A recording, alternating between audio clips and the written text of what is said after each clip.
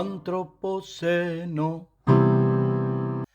Nuevamente aquí en Antropoceno, semana número 37 de la cuarta temporada, ya estamos con un pie en el estribo sobre fin de año y disfrutando como siempre de todas las actividades de Antropoceno que día a día, semana a semana nos propone la organización y ya estamos pensando en la próxima temporada. Como nuestro corazoncito siempre está también en las ciencias biológicas, en la naturaleza, tenemos mucho interés hoy de hablar sobre la biología con un biólogo muy reconocido, nuestro amigo Alejandro Brown, para el tema La naturaleza necesita más y mejor producción. Alejandro está a cargo de la organización ProYungas, es un gran difundidor de temas y muchas cosas para contarnos. Pero lo dejamos a él que nos reúna esta charla, le damos paso y después vamos al debate. Bienvenido, Alejandro. Bueno, gracias Javier, buenas tardes a todos, gracias por estar, por compartir este rato. De repente, bueno, yo obviamente elegí un título que es un poquito controversial. ¿Cómo es eso que la naturaleza necesita de la producción cuando la naturaleza es víctima de la producción, ¿no? Eso es lo que entiende por ahí la sociedad en general. Pero yo creo que al menos en Argentina, esa historia en muchos espacios de nuestro país es diferente y eso es un poco lo que quiero plantear, ¿no? Como dice Javier, bueno, sí, soy biólogo, soy doctor en ciencias naturales, estudié en La Plata hace ya un montón de años atrás, tengo 68 años, y bueno, primero me voy a referir un poquito a veces a la historia personal, ¿no? Porque, bueno, la historia de cada uno es de alguna manera lo que lo va forjando y uno a veces hace lo que hace y piensa lo que piensa justamente por esa historia personal. A mí me gusta mucho viajar. Viajo desde muy chico, desde los 13 años. Recuerdo, para los que son más viejos, el que pueda estar escuchando, iba a Corrientes, a la provincia de Corrientes, unos parientes lejanos en una localidad bien al interior de Corrientes, que se llama Cadacatí, en los esteros de Santa Lucía.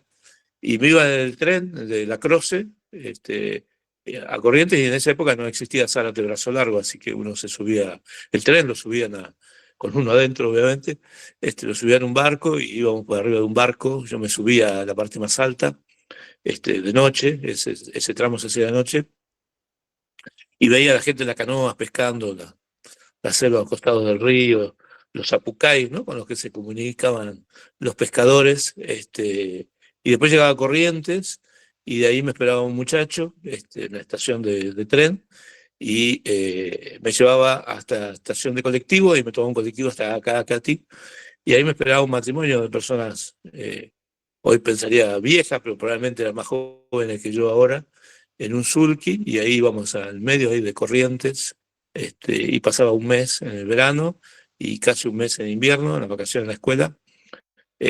Bueno, todo ese viaje lo hacía solo, ¿no? Con la valija, y yo pienso hoy cómo hacía para coordinar todo ese movimiento en aquellos años, ¿no? Estamos hablando de más de 50 años atrás. Y ahí andaba con un señor, don Ramón, andaba en bote, con botador, ¿no? Es decir, no con remos porque iba por los esteros. Y bueno, yo me maravillaba con la naturaleza, iba descubriendo y ya era bastante lector de naturaleza, así que iba interpretando lo que veía a mi buen saber y entender, ¿no? Esa imagen de esos campesinos, ¿no? En los esteros de Iberá y toda esa naturaleza, los yacarés, los carpinchos, ¿no? La diversidad de aves, obviamente, bueno, tuvieron un impacto muy grande en mi persona y bueno, es claro que es lo que me llevó a estudiar biología. Y, y además mi vocación de viajar, que no cesó, ¿no? No cesa, yo estoy en movimiento permanente, parece que algunos de mis amigos dicen que es el movimiento browniano, ¿no? Es el movimiento al azar de las partículas que van para acá, para allá. Por ahí mis viajes no son tan al azar, en general son más programados, pero sí es una realidad que es el movimiento permanente, ¿no? Esa inquietud que uno tiene adentro y que todo el tiempo lo hace de acá para allá. Ahora, yo nací en Buenos Aires, soy porteño, nací en el Hospital Británico, como dije, hace 68 años, y hace unos 35, 36 años que vivo en Tucumán. Fui durante muchos años investigador de CONICET y profesor universitario, primero en La Plata, y la verdad que necesitaba cambiar de aire. Estuve muy impactado cuando yo cobraba mi sueldo en el CONICET y hacía la cola del Banco Nación en La Plata, y empecé a hacer la cola con mis profesores. Y yo dije, este es el futuro. Es como que de repente vi el futuro en esa cola en la calle, ¿no? Todavía no había cajero automático, así que había que ir a hacer la cola para tener un recibo y después en otra cola te daban toda la plata y te ibas con la plata de bolsillo. Eso hoy parece una rareza total, pero era lo común en aquellos años. Así que eso de ver a mis profesores y sentir que ya tenía el futuro a la vista me inquietó y me llevó a que con mi mujer y mis primeras dos hijas mellizas nos fuéramos a vivir a Tucumán hace, como digo, más de 35, 36 años.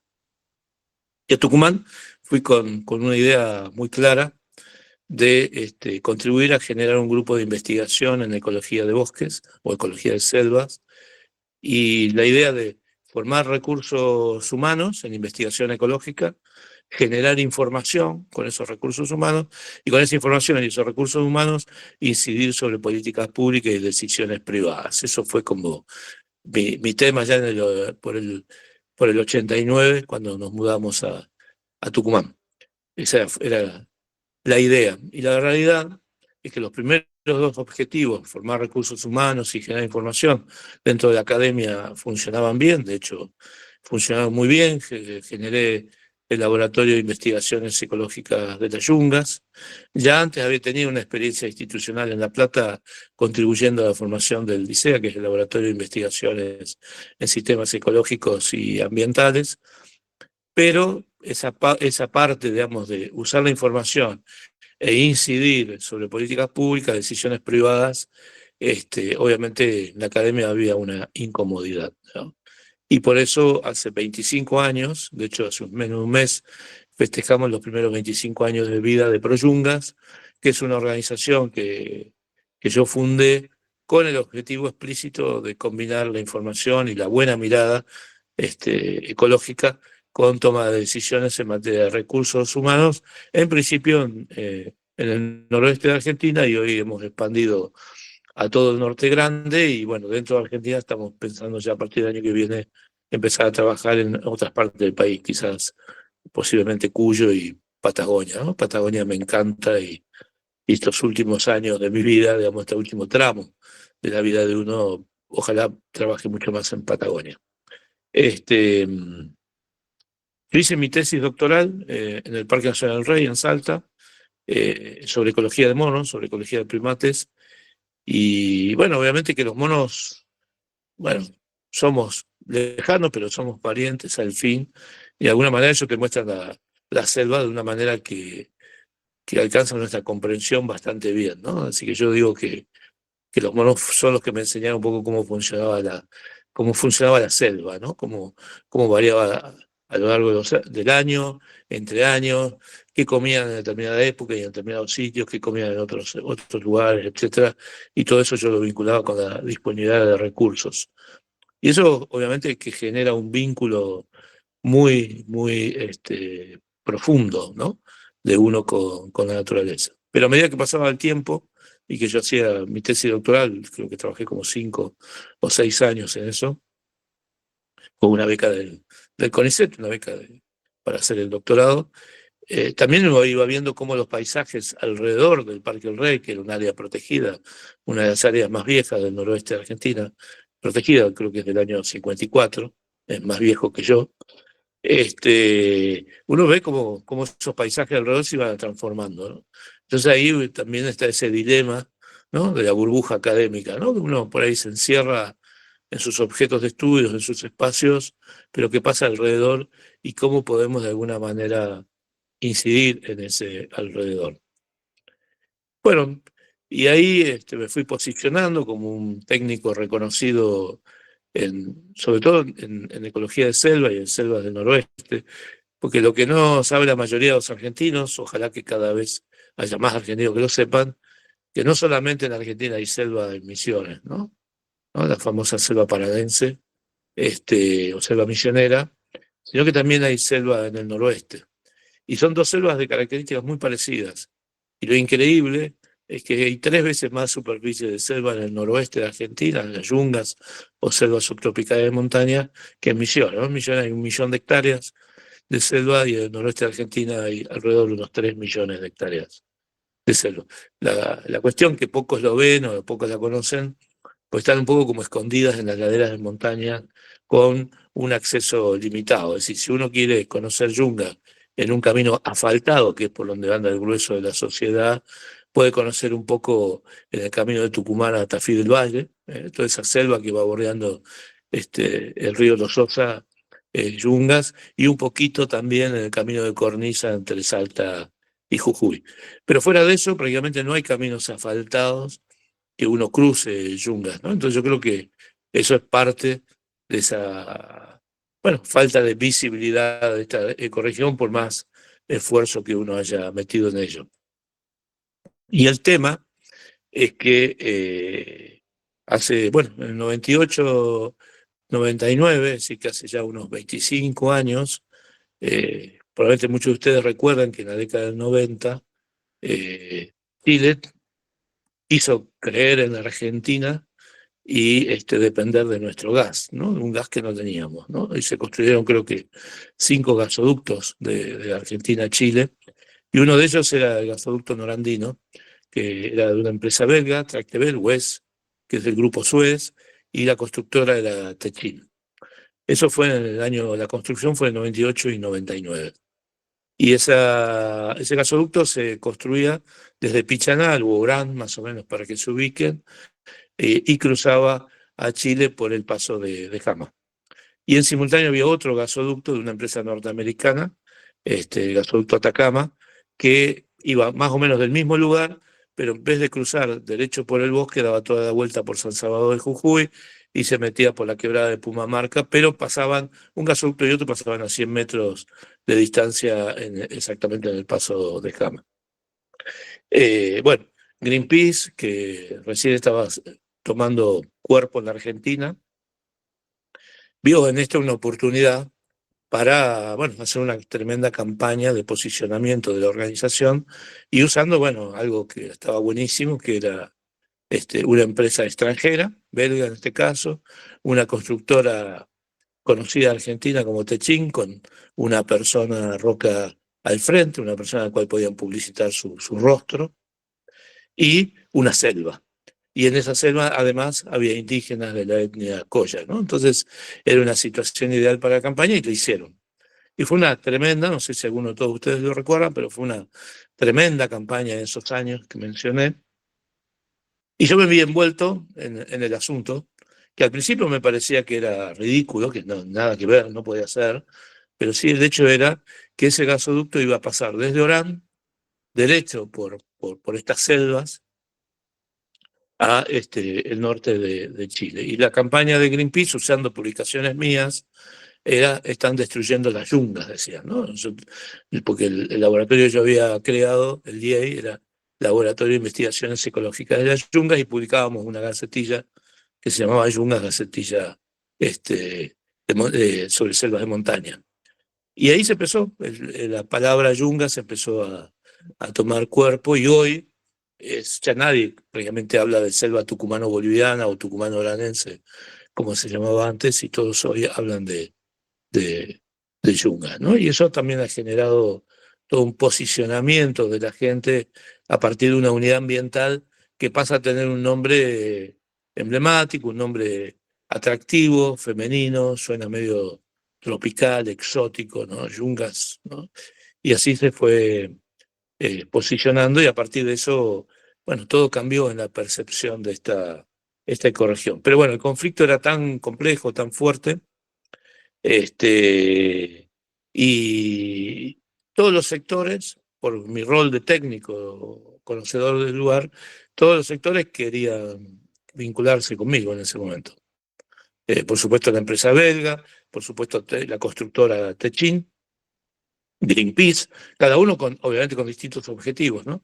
Fundación Vida Silvestre, porque Techin era socio por naturaleza de Fundación Vida Silvestre, entonces se vieron afectados, el ENARGAS, ¿no? El ente nacional que regula las actividades de gas, todos Y yo hice algo que probablemente éticamente no pareciera en principio que no es correcto, que yo le di letra a todos, pero obviamente le di la misma letra. Así que todos fueron como poniéndose de acuerdo y bueno, todo empezó a circular, todo empezó a fluir, podríamos decir. Este, pero obviamente el gasoducto se construyó con normas de preservación ambiental muy importantes, y lo que deforestaron, que eran 70 hectáreas, porque eran 70 kilómetros por 10 metros de ancho, compensaron con casi 20.000, ¿no? Ahí se compró lo que hoy es la Reserva Nacional Nogalar de los Toldos, y también lo que hoy es el parque que se donó a Parques Nacionales, y el Parque Provincial Pintascayo, que se donó a la provincia de Salta. Pero además del posicionamiento de todo ese conflicto, hizo que las provincias de Salta y Jujuy, junto con la Nación, presentaran a la UNESCO la idea que toda esa zona se declare reserva de biosfera, así que se declaró la reserva sobre 1.300.000 hectáreas. Y bueno, yo ahí aprendí que siendo técnico podía influir de una manera atractiva para solucionar un problema en el cual todos ganaran. Y eso fue el inicio de Proyunga. Es decir, Proyunga la creé justamente en septiembre del año 99, y por eso cumplimos 25 años este año. A eso siguieron otros conflictos, casi todos con el mismo esquema. Greenpeace, que hacía la campaña. Nosotros no teníamos vínculo con Greenpeace. Fue con Pan American Energy en la zona de Tartagal, a través de una exploración que querían hacer en una reserva de Acambuco. Después con la provincia de Salta, a través del tema de la ley de bosques. Nosotros hicimos el primer ordenamiento de bosques de la provincia de Salta, y con el ingenio Ledesma en Jujuy, por una ampliación que quería hacer en caña de azúcar de 1.000 hectáreas, de desmontar 1.000 hectáreas, y Greenpeace los amenazó con una campaña y me pidió si yo podía ir a explicar a Ledesma, que no los conocía, cuáles eran las razones técnicas por las cuales ellos iban a hacer una campaña si avanzaban con ese desmonte. Y ahí otra vez, como ocurrió en los otros casos que menciono, encontré también esa fórmula que desde la técnica podía trabajar en una solución constructiva que valiera la pena.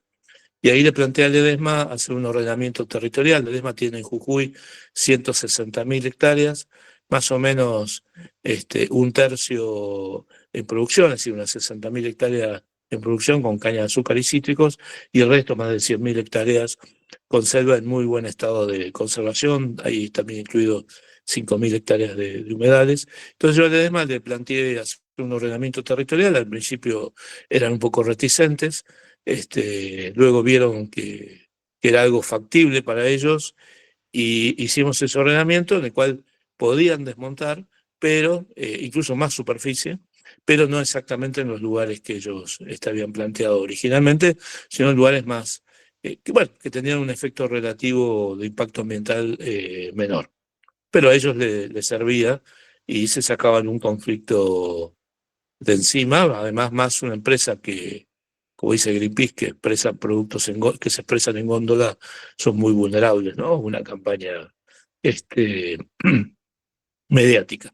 Pero Greenpeace apostó un poco más y dijo, para que nosotros no solamente bajemos la campaña, sino que incluso públicamente digamos que estamos de acuerdo con ese ordenamiento que hicieron sobre esas áreas, sería bueno que la provincia le plantee al gobierno de Jujuy hacer lo mismo con toda la provincia de Jujuy.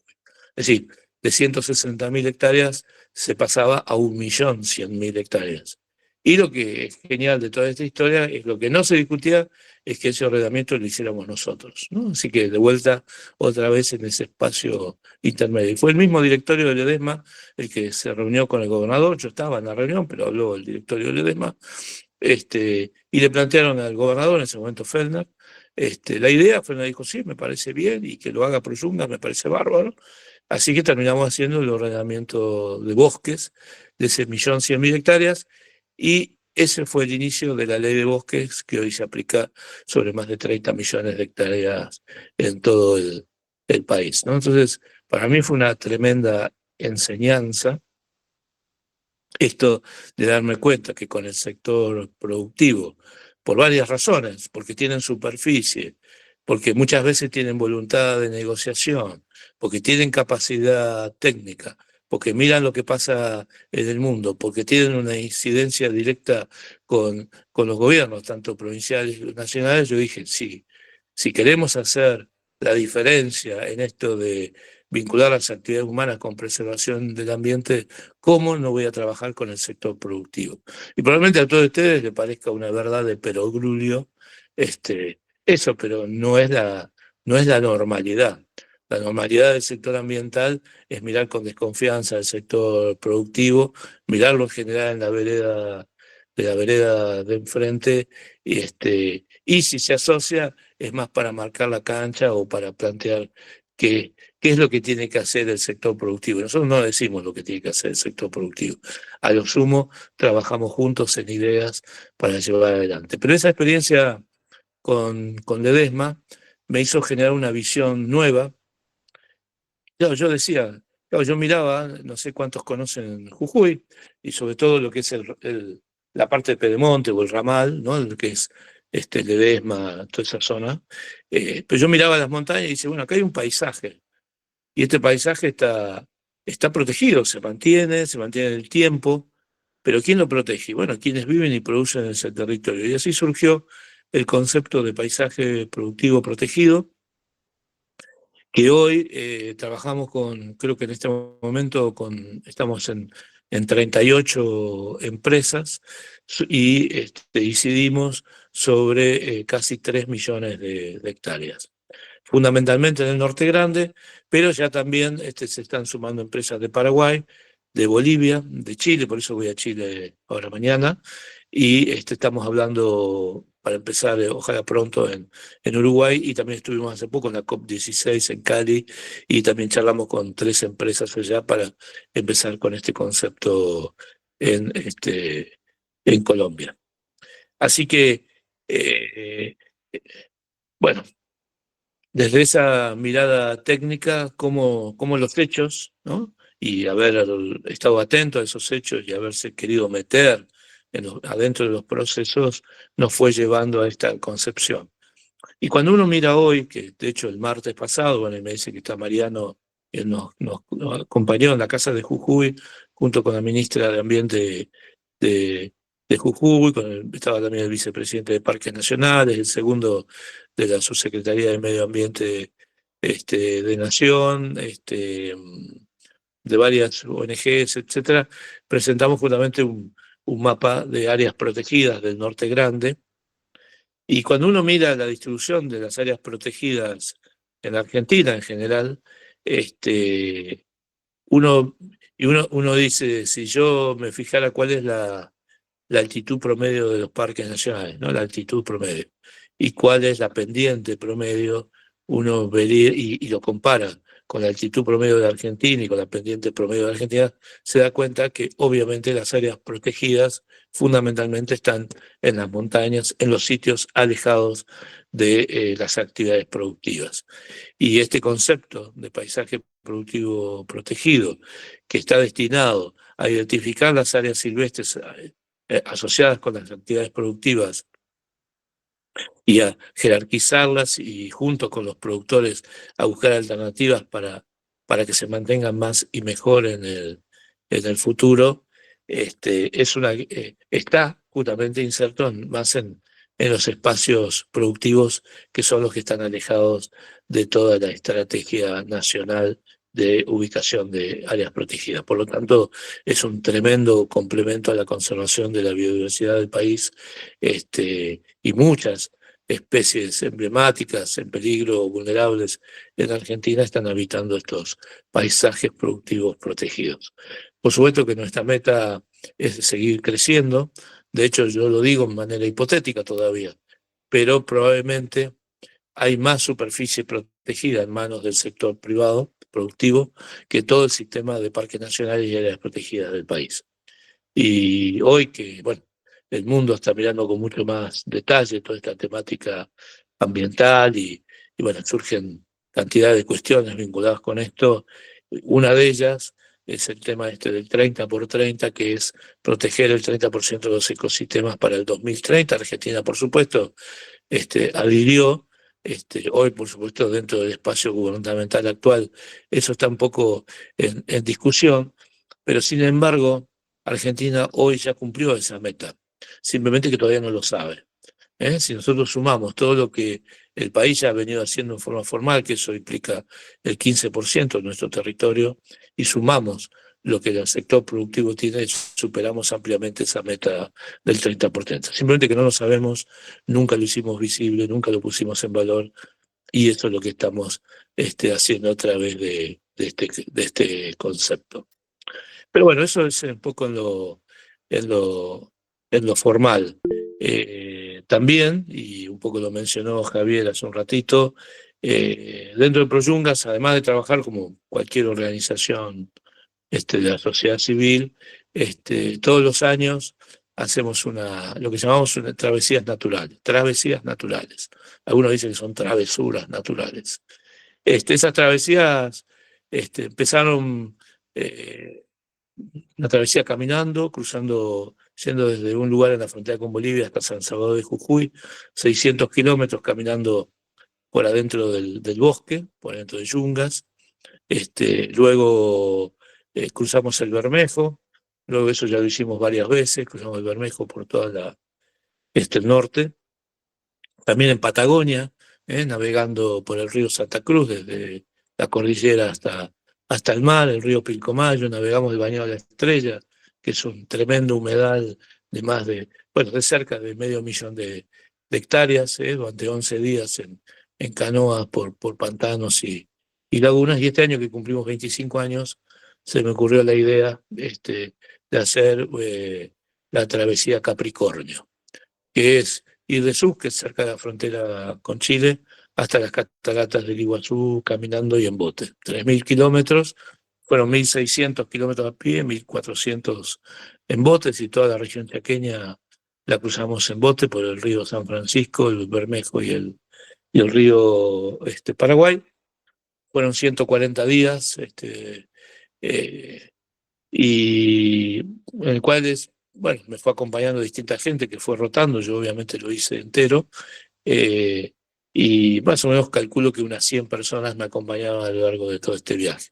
Y está destinado otra vez a posicionar el Norte Grande. Lo hicimos con Yungas en su momento a través de este conflicto, lo hicimos con el Bañado de la Estrella a partir de esta travesía que fue muy emblemática, la travesía por el Bañado de la Estrella, porque fue muy compleja, muy compleja. Fuimos a filmar un documental sobre la naturaleza y terminamos filmando un documental sobre la aventura humana de sobrevivir en condiciones complejas. De hecho, en el canal de YouTube de Proyungas, la travesía que se llama El Corazón del Bañado, ha sido vista por más de 300.000 personas. Y bueno, estuvo nominada para el Martín Fierro, Federal, etcétera.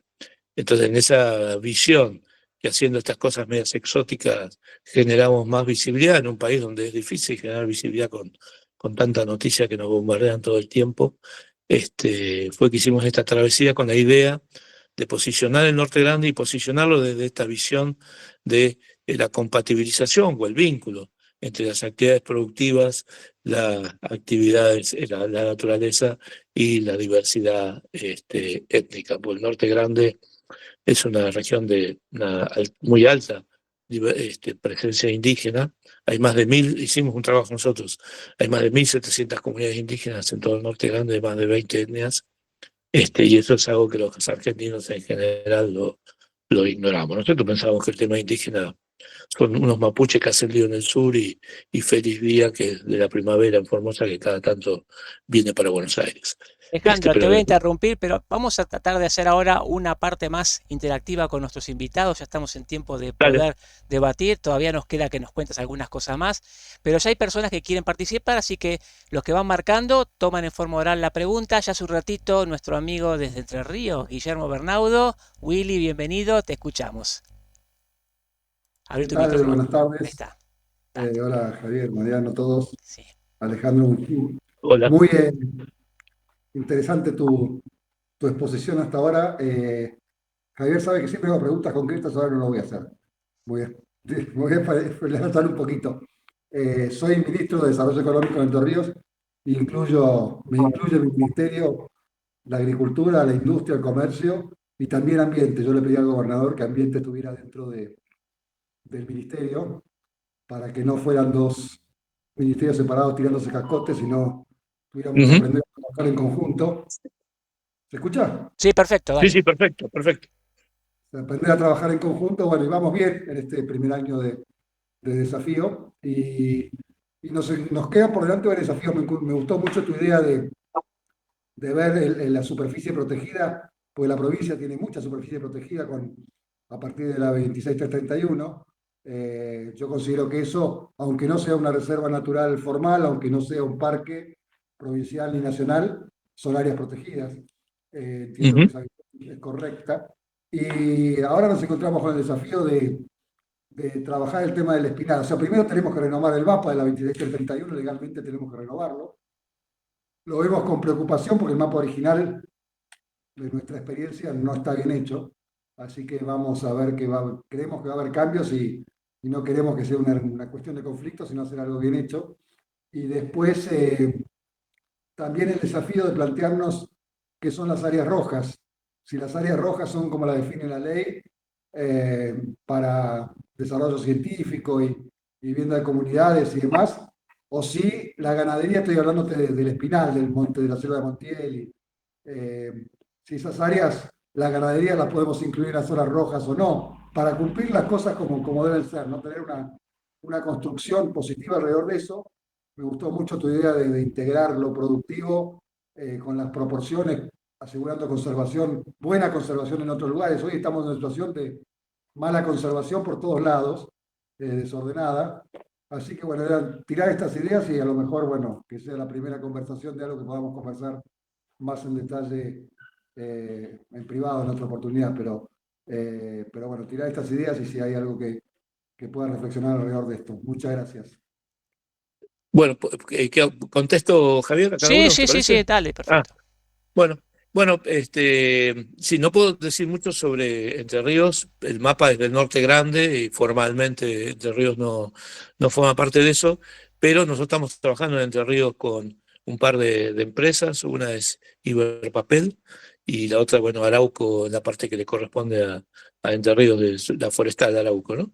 Este, y como dije, nosotros consideramos que el sector productivo tiene mucho para aportar en la conservación de sus espacios silvestres. En el caso de las forestales, que además están en general, sobre todo si son grandes, están certificadas FSC, tienen que identificar las áreas de alto valor bueno, y generar todo un plan de manejo de estas áreas. Así que es ya conceptualmente la conservación de la naturaleza es parte del negocio, ¿no? Y eso es un poco lo que buscamos, ¿no? Y de alguna manera este vínculo activo entre las actividades productivas y la conservación de la naturaleza permita a los argentinos o a la Argentina poder mantener o abrir nuevos mercados en el mundo, ¿no? Me pareciera que el mundo obviamente va por ese lado. Argentina tiene mucho para ofrecer en esa dirección, simplemente que nunca lo pensó demasiado. A veces yo digo, yo no soy futbolista, eh, mi familia fue muy importante en la historia del fútbol en la Argentina, porque formaron uno de los primeros equipos de fútbol profesionales, que era Alumni, allá por 1900, un poco más adelante. Pero yo personalmente no soy futbolero. Pero una frase que a veces digo en relación a esto es como que a veces estamos en la definición por penales de un partido que nunca jugamos, ¿no? Es decir, estamos ahí atajando penales, pero nunca participamos en estas decisiones sobre cómo vincular mejor la producción y la conservación de la naturaleza. Entre Ríos es una provincia súper interesante. Bueno, todo lo que ella, su nombre lo dice, ¿no? Estos ríos y todos los espacios vinculados con los ríos y los humedales y las selvas en galería, las islas. Bueno, realmente le dan un valor a esa provincia muy fuerte y hay muchas oportunidades. Yo he estado ahí en el Potrero, por ejemplo, ahí cerca de Gualeguaychú, ¿no? De Marco Pereda también en Centella, que es del grupo Ledesma, y uno ve cómo las actividades productivas están conservando importantes superficies. Y eso hay que ponerlo en valor. Yo coincido que lo que está en rojo es una forma de protección, por supuesto, siempre depende cuál es el manejo finalmente que ocurre en el interior. Yo entiendo que parte de ese rojo tiene que ser usado para ciertas actividades productivas, aunque la ley no lo contempla, o yo diría que contempla lo contrario, pero eso hay que ir puliéndolo y mejorándolo, pero a su vez las partes mejor conservadas poder mantenerlas como tal, ¿no? Entonces yo creo que hay mucha oportunidad y me parece que hay que generar algunos instrumentos aprovechando esta revisión del ordenamiento territorial. Nosotros hicimos el ordenamiento territorial de Salta sobre 8 millones de hectáreas, el de Jujuy que mencioné al principio, y también hemos participado, no en el original, pero sí ahora en la revisión en Tucumán, y estamos también firmando un acuerdo con Chaco para colaborar con ellos en el proceso de revisión que acaban de concluir, y bueno, cómo de alguna manera de esa mirada macro podemos bajar cosas a espacios rurales que potencien la conservación asociada con la producción. Alejandro, ahí quedan entonces abiertas las puertas para que desde Entre Ríos y por tu lado se puedan conectar a través de Antropoceno. Los dos son amigos del grupo y vamos a seguir avanzando sobre este tema. Le doy la palabra ahora a Mariano Vinograd. Mariano, te escuchamos. Figura María Vinograd porque es la computadora de mi hijo. Alejandro, de mi hija, perdón, acá me acota. Tengo 68 años, así que ese viaje en tren desde La Croce hasta Caacatí me representa absolutamente. Lo que aprendimos en la escuela, que la llamábamos la selva tucumano-oranense, el primer día que subí a Villa Nogués y perdí a mi hijo ahí en el monte porque le dije que se internara para ver cómo era el monte, y cuando salió logramos a los gritos, decimos, ¿no nos oías? Sí, yo quería llegar al Timberline. Nos había oído hablar del piso de la Tipa y el Laurel, así que me sentí muy representado. Esta idea del paisaje productivo protegido me gustó mucho. Me hace un poco de ruido, me parece como que hicieras una visión muy positiva de la Argentina, y nosotros tenemos una sensación de una Argentina paralizada en lo productivo. El oeste de Formosa, comparado con el Chaco paraguayo, es un desierto. El oeste del Chaco, comparado con el Chaco paraguayo, es un desierto. El norte de Entre Ríos, comparado con Corrientes, te dicen no se puede hacer nada en el norte de Entre Ríos porque el área roja. Si comparamos Entre Ríos, Corrientes con Brasil, Brasil está sembrado desde San Borja hasta Torres, y acá vemos, en fin, kilómetros y kilómetros y kilómetros donde no hay nada. Si comparamos las yungas con Bolivia, con Colombia, con Perú, yo tengo una sensación de que acá más que protegidos estamos paralizados. Estoy muy confundido y conozco la Argentina, no es que opino desde Palermo.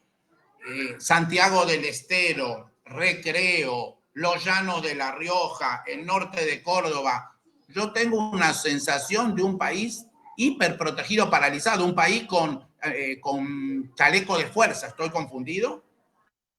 A ver, las comparaciones que hizo en cuanto a la magnitud de unos y otros sitios es correcta.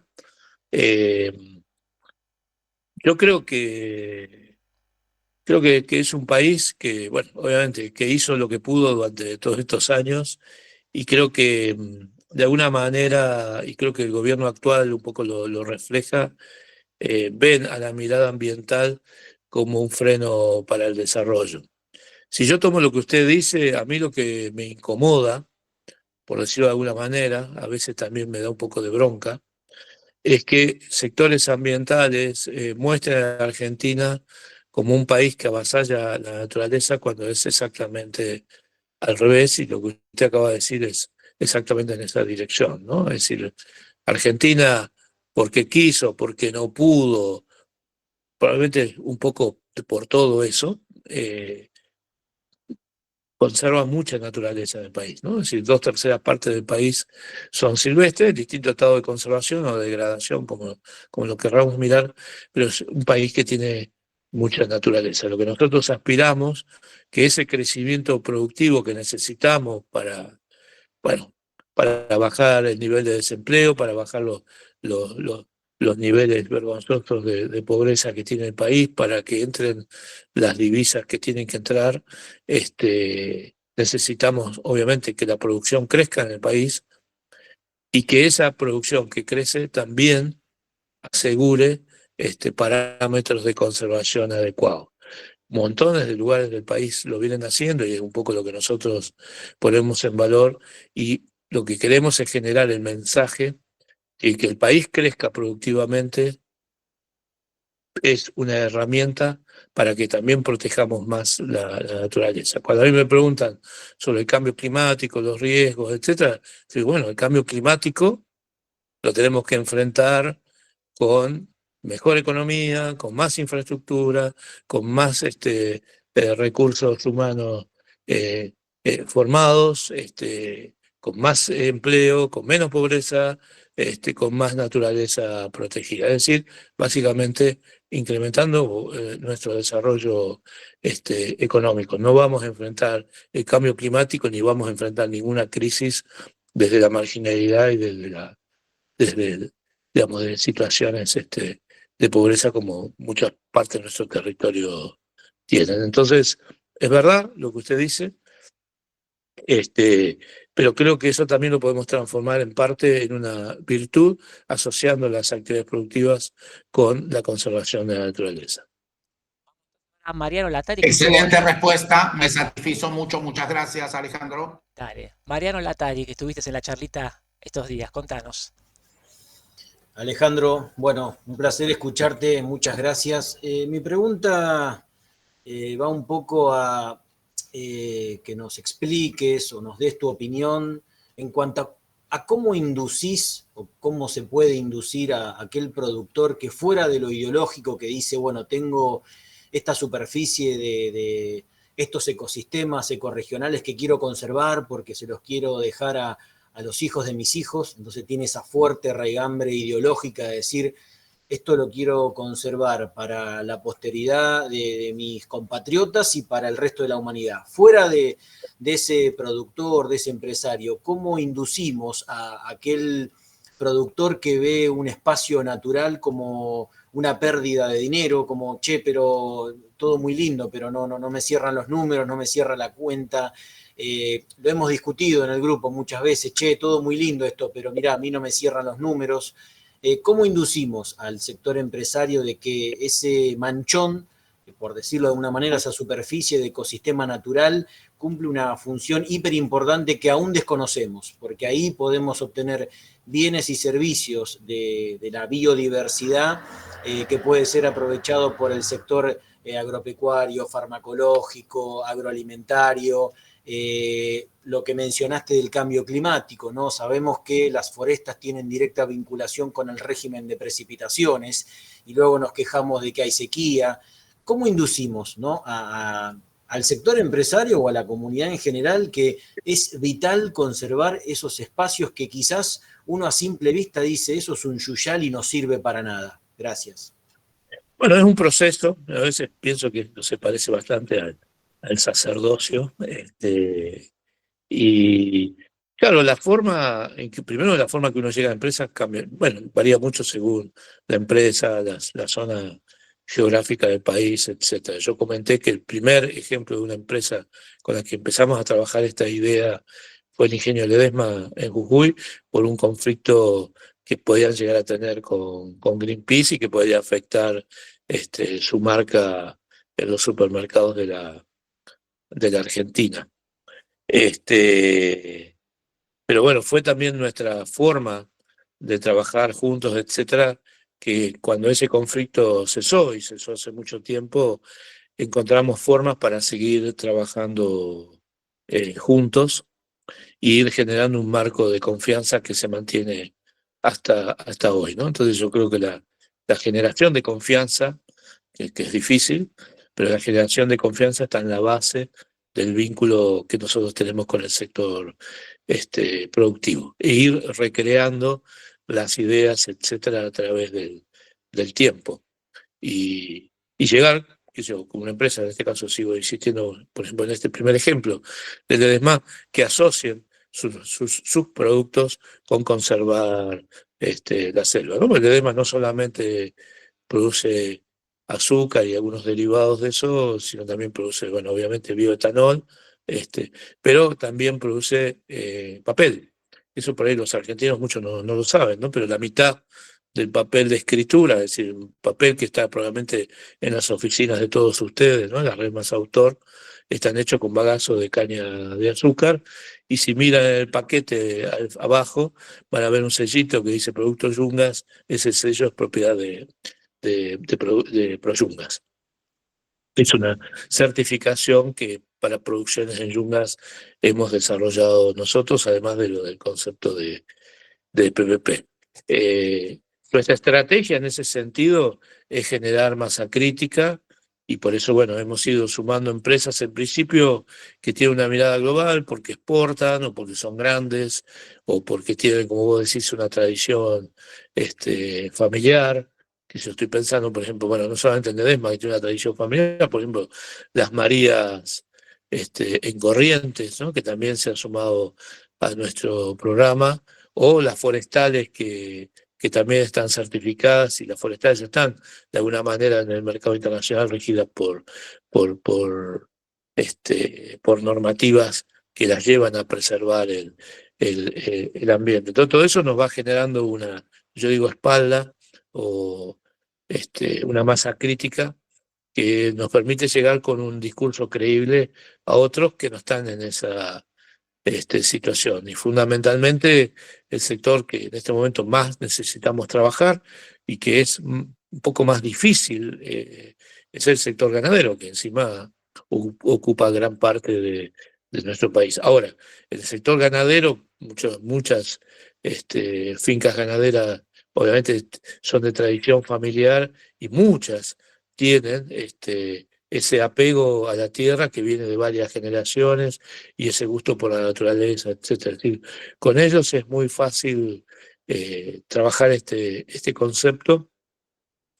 Y trabajamos otro concepto asociado, que son los paisajes colectivos de conservación, que en general empiezan por un PPP, por un paisaje productivo protegido, pero reconociendo que el espacio ambiental que está protegido en una empresa sigue más allá de los límites de la empresa, en donde hay otras empresas o donde hay comunidades locales, indígenas, criollas, municipios, etcétera. Y esos paisajes colectivos de conservación es empezar a mirar estos espacios que dependen de las decisiones de muchos, y también empezar a ponerlos en valor junto con, muchas veces, con el gobierno provincial, sobre todo, por ejemplo, para la conservación de ríos y humedales. Como digo, el camino es relativamente lento. Nosotros en este momento lo que estamos tratando de impulsar es que organizaciones de productores como APRESID, CREA, la Sociedad Rural, empiecen a entender el concepto y quieran ellos difundirlo entre sus afiliados, y eso nos va a permitir crecer mucho más rápido. Ayer tuve justamente una reunión, por ejemplo, con el INTA, con la vicepresidenta del INTA, para ver cómo el INTA puede sumarse al programa. El INTA tiene mucha territorialidad, está esparcido por todo el país. Tiene, por un lado, en algunos establecimientos, tiene espacios silvestres interesantes, ¿no? Que conservan, pero por otro lado, obviamente, tienen un vínculo con el sector privado productivo en sus inmediaciones, ¿no? Entonces pensamos que se puede ser un salto cuantitativo espectacular para el programa. Así que los caminos son varios, y bueno, me olvidé de mencionar, pero ya que se mencionaba el desarrollo del Chaco paraguayo, nosotros hemos sumado a la cooperativa de Noila, que es una cooperativa menonita y del Chaco paraguayo, al programa PPP. Ellos tienen 400.000 hectáreas, los menonitas en el Chaco tienen casi 3 millones de hectáreas. Así que bueno, esta es la primera cooperativa con la que hemos sumados. Y bueno, esta gente que ha tenido una aventura humana tremenda, ¿no? De llegar a principios de 1900 desde países nórdicos a vivir en el medio del Chaco, y han modificado esa geografía de una manera impresionante. Pero además además también conservan naturaleza, es decir, son muy buenos productores y conservan naturaleza, ¿no? Entonces, para nosotros también es un gusto trabajar con los menonitas en Paraguay. Me olvidé de mencionarlos un ratito. Alejandro, Gracias, Ale, muchas gracias. tenemos 5 personas que quieren preguntarte, así que vamos a tratar de darle más dinamismo porque nos quedan 15 a 20 minutos más de reunión. El primero de ellos es el ingeniero Mario Lanari. Mario, te escuchamos. Sí, interesantísimo. Por favor, me gustaría saber tu mirada sobre cómo preservar los montes xerófitos como los de Patagonia, donde mucha tierra está en manos de privados, es poco productiva, está la problemática del guanaco, etcétera. Sí, bueno, Patagonia, dije, me fascina, conozco bastante, Patagonia he andado bastante, no, no hemos aún todavía incursionado con este concepto en Patagonia, aunque tenemos el primer paisaje productivo protegido cerca de Bariloche, en una propiedad que tiene otra fundación que es de Nature Conservancy, ahí en el camino de Angostura. Yo creo que ahí, por ejemplo, nuestra estrategia, por ejemplo, en el caso de Patagonia, es trabajar y coordinar con organizaciones que ya tengan experiencia o tradición en el sitio. Por ejemplo, WSS, Wildlife Conservation Society, que viene trabajando toda esta problemática de la desertización y el manejo de la ganadería ovina y cómo mejorar la cobertura vegetal, etcétera. Así que la verdad que todavía yo no puedo dar una respuesta buena a esto. Creo que hay mucha cosa técnica sobre el manejo del ganado, pero sí lo que creo es que dentro de la inmensidad de las tierras patagónicas hay muchos espacios que son más marginales para la producción y que conservan la naturaleza y hay que ponerlo valor y asociarlo con la práctica productiva. No es una respuesta técnica profunda la que te estoy dando, pero creo que Patagonia es uno de los grandes territorios en donde podemos mostrar a la Argentina que es posible producir y conservar la naturaleza. Y quizás hay un desafío tremendo ahí. Mencionaste el tema del guanaco. Yo creo que el guanaco, yo no sé si es tan responsable de los problemas de producción, el guanaco. Creo que me parece que es el emergente del fracaso de un modelo de producción y el guanaco ha ido conquistando los espacios que la actividad ganadera de alguna manera ha ido dejando a la fuerza. Esa es la impresión que tengo. Pero creo que también sería sumamente interesante ver cómo podemos incluir al guanaco en una estrategia productiva para la región, porque realmente es un mamífero súper abundante, que genera, bueno, buena carne y tiene muy buen pelaje. Entonces yo creo que, incluso creo que hay también prácticas de esquila de guanaco silvestre, como se hace con las vicuñas acá en el noroeste.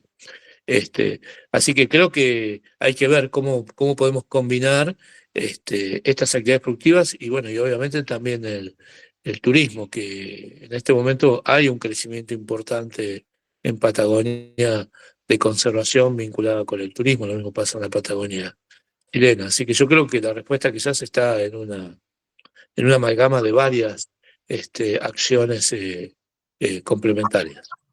Llegó el momento de Alberto Weiner. Alberto. Muchas gracias.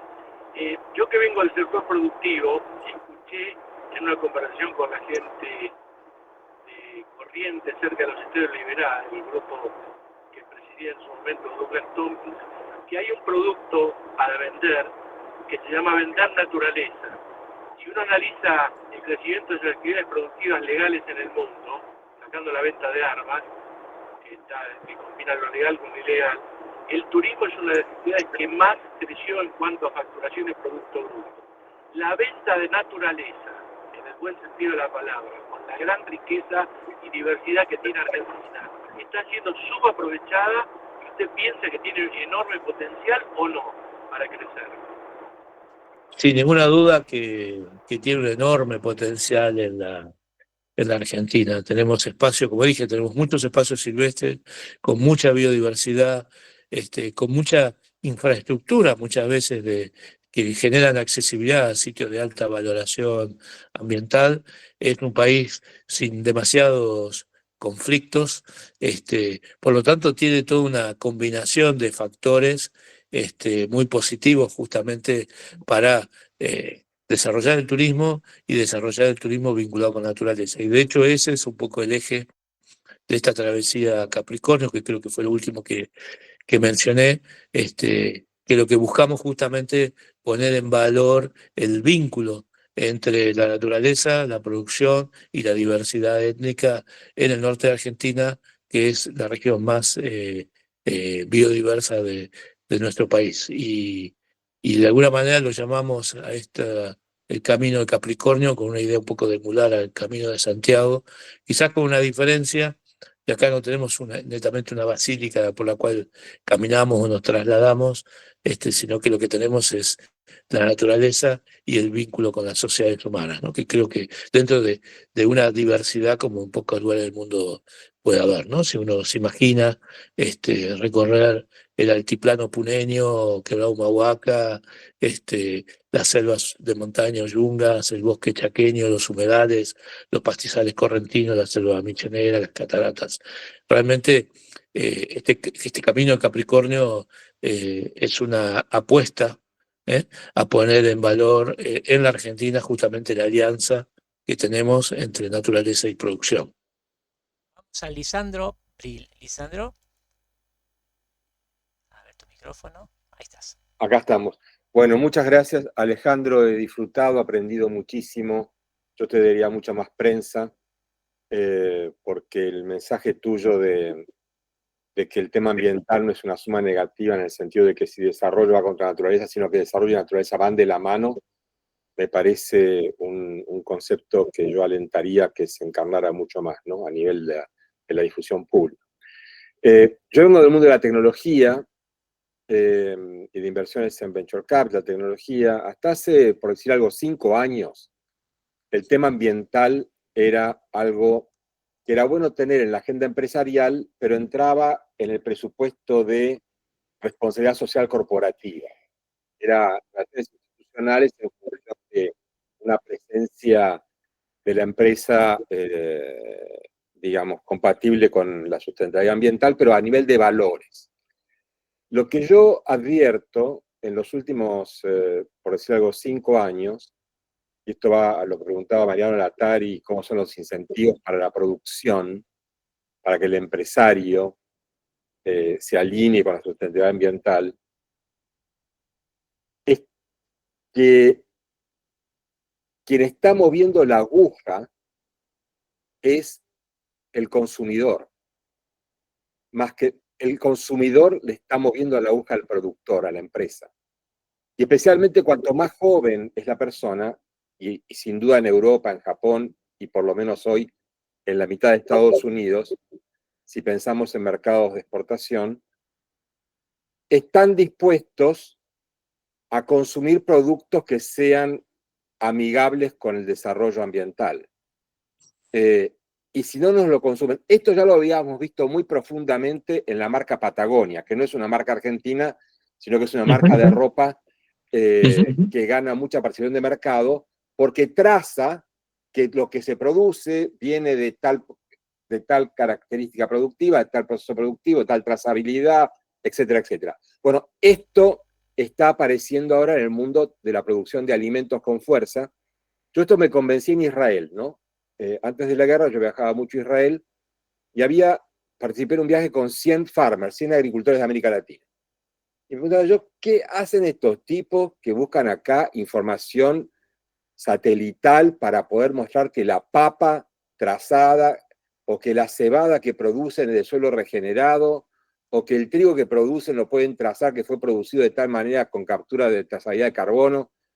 No.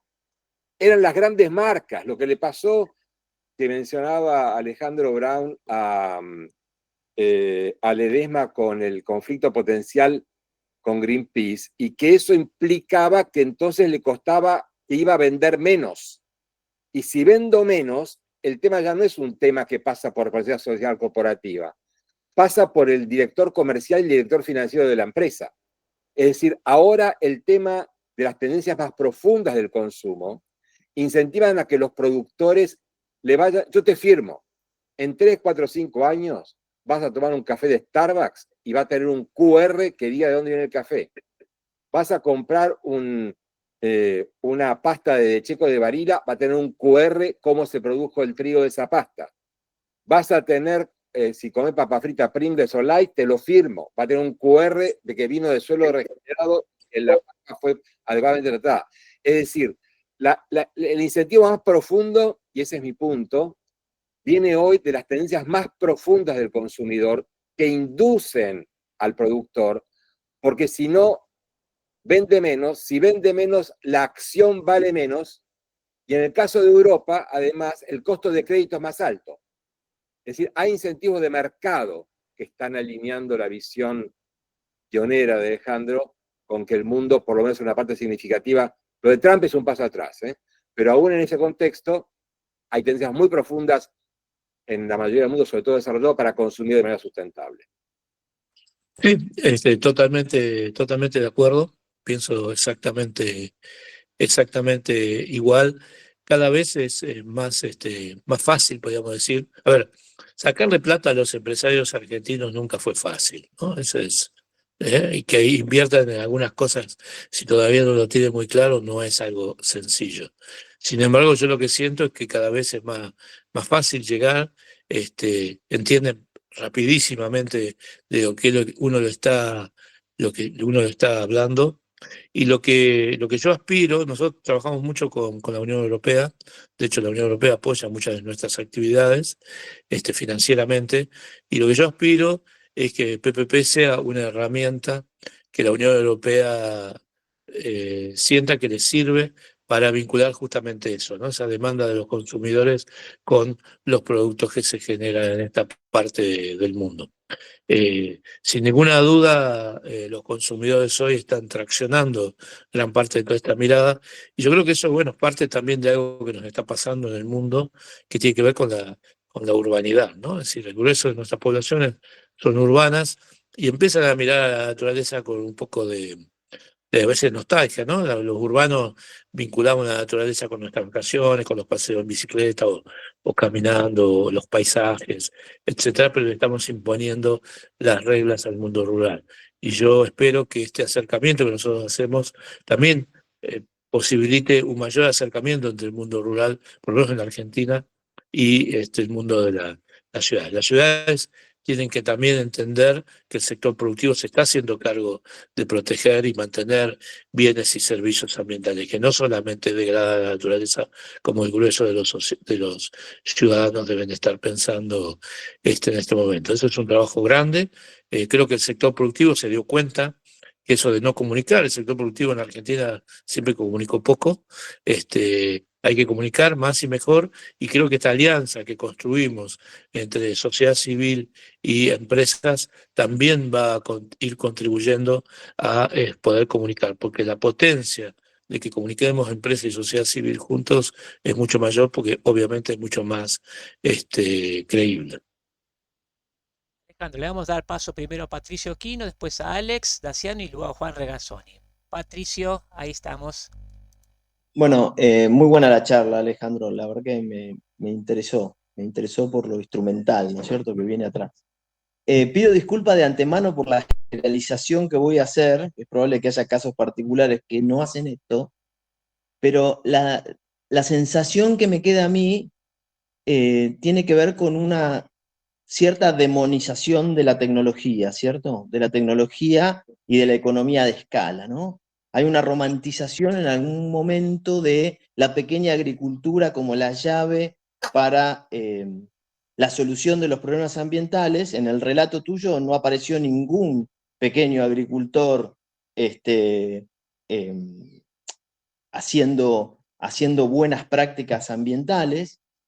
Y mi sensación queda un poco preguntarte sobre las buenas prácticas y un poco preguntarte cómo ves la tecnología como llave para la mejora ambiental, ¿no es cierto? Porque lo que estoy viendo es que todos los ecosistemas que relataste vos, desde Patagonia hasta los llanos de La Rioja, todo lo que relataste,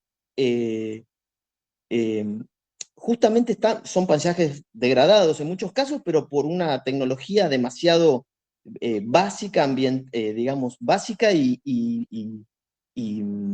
digamos, poco tecnificada. No sé cómo lo ves en ese sentido. De hecho, yo soy bastante amigo de la tecnología. La mayoría de los ecosistemas en los que intervine tengo más fauna que antes, no menos, porque hay más producción, hay más grano, hay más cosas dando vuelta y hay muchísima más microfauna y mesofauna que lo que había antes de mi llegada, si se quiere, ¿no? Con esto no me quiero poner referencial, pero la sensación que queda es esa, que cuanto más tecnología y más producción hay, los ecosistemas son más vivos, no menos vivos.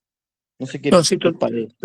sí, también totalmente de acuerdo. Creo que la tecnología es una aliada en esto que estamos hablando, porque la tecnología, entre otras cosas, te permite producir más y mejor en los mismos sitios durante más tiempo, ¿no?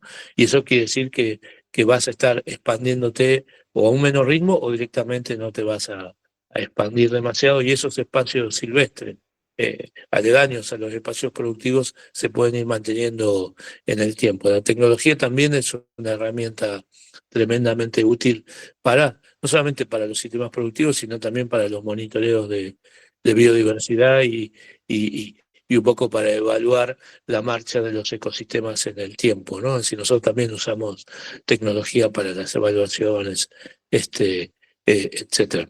Así que sin ninguna duda, trabajamos fundamentalmente, no exclusivamente, pero fundamentalmente con empresas, porque bueno, poniendo de acuerdo con Ledesma, estamos poniendo en valor 100.000 hectáreas de selva. Si lo hacemos con Arauco, 100.000 hectáreas de selva paranense. Si lo hacemos con las Marías, 30.000 hectáreas de pastizales correntinos, y así vamos siguiendo. Pero en el otro extremo también trabajamos con pequeños productores ganaderos, por ejemplo, en el oeste de Formosa, con la Asociación del Quebracho, que reúne unos 70 pequeños productores ganaderos que hacen ganadería de monte, producción de terneros, bueno, conservando la matriz boscosa. Lo que tenemos que trabajar es cómo esa producción de terneros que conserva matriz boscosa se asocia con otros productores en toda la cadena hasta que ese animal termina para ser faenado, ¿no? Entonces, me parece que en eso también estamos, ¿no? Es decir, cómo podemos vincular mejor los productores chicos con los productores grandes. Hoy tuvimos una charla en la Embajada de Alemania, por ejemplo, hablando sobre las empresas grandes de yerba mate y los pequeños productores que sirven de suministro. ¿Cómo podemos mejorar esos vínculos y cómo podemos sumar esos pequeños productores en esta dinámica de mercado de la que venimos hablando? Así que también estamos en esa historia, y por supuesto la tecnología es clave. Alex Daciano, te escuchamos a vos ahora. Dale, Alex. ¿Qué tal? Muchísimas gracias por la exposición. Lo mío va a ser bastante genérico, pero bastante elemental. No tenía placer de conocer a Alejandro. Yo soy biólogo de primera profesión, bachillerato, después hice una maestría en ecología. Y celebro que esté hablando de ecología alguien que estudió ecología. Mi primera pregunta, yo dejé toda este área por un accidente que tuve cuando fui muy joven, así que soy ex. Pero lo que sí observo es que en el tema de la ecología y de impacto ambiental habla cualquiera. A tal punto que, por ejemplo, voy a ponerlo, me llevo muy bien. Mi exmujer es directora del posgrado en Derecho Ambiental en la UBA. Es ingeniera química, o sea, no es una ignorante respecto de... Pero la ecología es una especialización dentro de la biología. Y entonces mi pregunta es, ¿cómo se articula todo esto dándole valor? Porque en el medio no existe, o veo que no existe, una teoría de la decisión. es como que la teoría de la decisión, que es lo que debería evaluar el impacto ambiental y el beneficio, las compensaciones, entonces, ¿cómo se articula? Porque hoy celebro que alguien que sabe del tema esté hablando, pero personalmente sufro cuando escucho un montón de gente que no tiene la más remota idea de lo que está hablando y está vendiendo algo que no lo es. Voy a dar un ejemplo concreto. Estábamos en Tandil tomando un té con mi ex mujer, con quien me llevo divinamente bien, y una investigadora del CONICET, ambas dos veganas, y entonces estaban comiendo mermelada de frutos rojos. Y yo estaba con el hijo de una de ellas y le digo, ¿escuchás el ruido? ¿Qué ruido? Me dicen. Es ensordecedor. Entonces le digo, es el ruido de los estómagos de los huemules pidiendo comida, porque están siendo acá la comida de ellos, dicen ahí que fueron los productos generados desde lugares en donde le quitaron hábitat al huemul. Escuchás el sonido y dejaron de comerlo.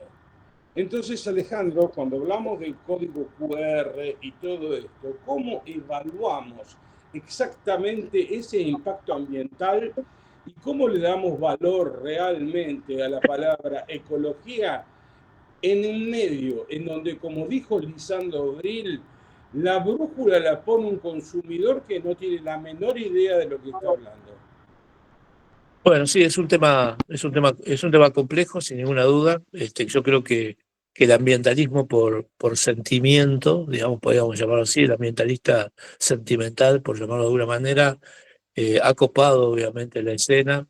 Y la ciencia en general, como también los empresarios, nunca se vieron, no sé si la palabra es obligado o llamados a trabajar más en la comunicación de lo que hacen y lo que piensan, ¿no? Me venía a la memoria un dicho de un ex ministro de Ciencia y Técnica de la Argentina, que en un momento dijo, para odio de muchos ambientalistas, que la distancia que había entre un ecólogo y un ecologista era similar a la que había entre un enólogo y un borracho, ¿no? Ahí me causó mucha gracia, me pareció muy astuta la comparación, pero la realidad es que el ambientalista hace uso y abuso conceptual de lo que es el objeto de estudio de los ecólogos, pero los ecólogos nunca han querido dar demasiado la cara o mostrarse, o sienten que ese tema de la difusión pública no es un tema que les compete, ¿no? Y eso creo que igual que con las empresas, creo que ese es un gran error. Así que mi trabajo en particular tiene mucho que ver con la difusión, es necesario, y como dije hace un rato, la difusión en conjunto también con las empresas, ¿no? Creo que Argentina necesita mostrar más esto de articulación, con una mirada territorial, articulación entre personas que procedemos de distintos espacios, pero que somos capaces de trabajar juntos y ponernos de acuerdo. Creo que ese es el gran desafío que tenemos por delante y es lo que a mí en lo personal me motiva a seguir trabajando en esta línea. Que como dije, a veces parece un poquito una línea media similar al sacerdocio, ¿no? Esta vocación, pero creo que es algo que es necesario y que de a poco, creo que también en este momento por necesidad, la ciencia se está abriendo un poco más a la sociedad porque, entre otras cosas, tiene una necesidad económica de hacerlo, ¿no? Ya estamos en los últimos minutos y cerramos el ciclo de preguntas. El último es Juan Regazones. Juan, te escuchamos. Buenas tardes, un gusto, Alejandro, poder escucharlo. Lo mío va a ser algo mucho más acotado en mi consulta, ¿no? Y quería escuchar su opinión. Primeramente le comento, soy jujeño, he trabajado en las áreas donde usted ha hecho mención y ha desarrollado. y tangencialmente, en los últimos tiempos, en un momento tuve una participación un poco más activa en lo que ha sido el Bosque Modelo Jujuy, que también existió, o existe, perdón, el Bosque Modelo Formosa, el Bosque Modelo Futaleufú, ¿no?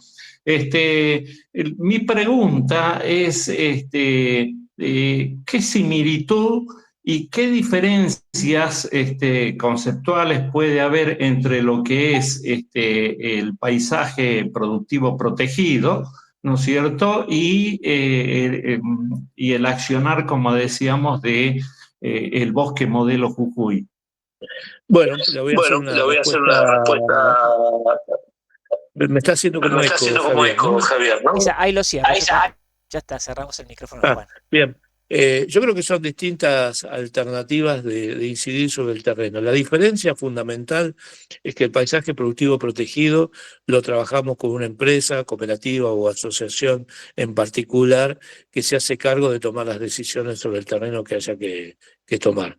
El concepto de paisaje de bosque modelo, como puede ser también incluso el de reserva de biosfera, se parece mucho más al otro concepto que mencioné yo recién, que son los paisajes colectivos de conservación, ¿no? Que están hablando de un espacio más grande, con distintos actores y todos confluyen en un territorio para, entre todos y desde distintos puntos de vista, mantener los valores de un espacio común de X valoración. Así que en ese sentido son todos esfuerzos parecidos. Yo creo que la diferencia conceptual nuestra es que nosotros ponemos mucho más hincapié en trabajar con el sector productivo e incluso con el sector productivo grande, que es al que tanto la ciencia como el ambientalismo más les ha costado asumir. Pero lo que nosotros pensamos que si queremos cambiar el mundo, hay que trabajarlo junto con los que cambian el mundo, y eso es el sector productivo. Alejandro, ya estamos cerrando. Javier, discúlpame una cosita nada más final. Sí, dale. Además, bueno, por supuesto agradecer a los que se quedaron hasta el final. Yo compartí a través tuyo creo que 3 links. Uno es el del video del último encuentro anual de PPP que hicimos en Tucumán, que estaría muy bueno que lo vean, y ahí estaba hablando también la jefa de cooperación de la Unión Europea y también la vicepresidenta del INTA. Después un link a la cartilla sobre paisaje productivo protegido, donde pueden ver más en detalle de qué se trata. Y finalmente un link a un corto video sobre la travesía Capricornio, que acabo de mencionar, de 3.000 kilómetros que terminamos hace poco. La vamos a circular en nuestras redes y la vamos a colgar también en la leyenda de nuestra información. Pero antes de despedirnos, hablaste de un sacerdocio, de un peregrinaje, y el próximo año me comentaste que estás por tierras más áridas caminando. Hacenos un breve síntesis de lo que puede llegar a ser ese viaje y qué cosas nuevas le vas a adicionar a esa travesía a diferencia de la de Capricornio. Bueno, es mucho más acotada, es verdad. Mi idea es más o menos desde fines de febrero hasta fines de abril. La vamos a llamar probablemente la travesía altoandina. Va a ser una travesía que recorra todos los salares, bueno, no todos, pero muchos salares del altiplano, desde Antofagasta de la Sierra en Catamarca hasta Susques o quizás otras localidades de Jujuy. Van a ser 600 kilómetros que voy a hacer a pie, y lo que busco ahí es justamente posicionar estos ecosistemas, pero posicionarlos en el contexto hoy donde hay toda una discusión sobre sobre todo el tema del litio, el agua, las comunidades aborígenes, y creo que también de nuevo ahí la Argentina tiene una oportunidad para cambiar la historia de una región hermosa, pero sinceramente muy olvidada del país. Y cuando todos decimos en la Puna lo que queremos preservar es el agua para la gente, pues bueno, me parece que tenemos que trabajar en que esa gente pueda seguir tomando en el futuro un agua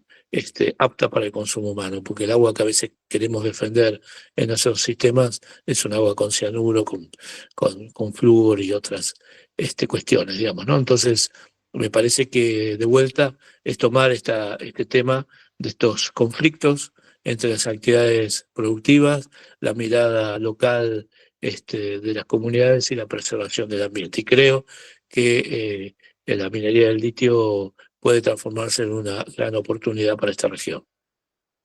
Alejandro, te pido solamente 2 palabras finales para despedirte y hacemos el cierre de esta reunión. No, simplemente eso. Como dije al principio, todos tenemos claro que los humanos en general dependemos de los bienes y servicios de la naturaleza. Lo que a veces no tenemos tan claro es que la naturaleza hoy depende de nosotros. Señoras, señores, Alejandro Diego Braun con nosotros, una exquisita tarde en Antropoceno. Gracias, Alejandro. Ponemos punto final y nos encontramos la semana que viene, el último encuentro anual de Antropoceno, su 4ª temporada. Gracias a todos, nos vemos. Antropoceno.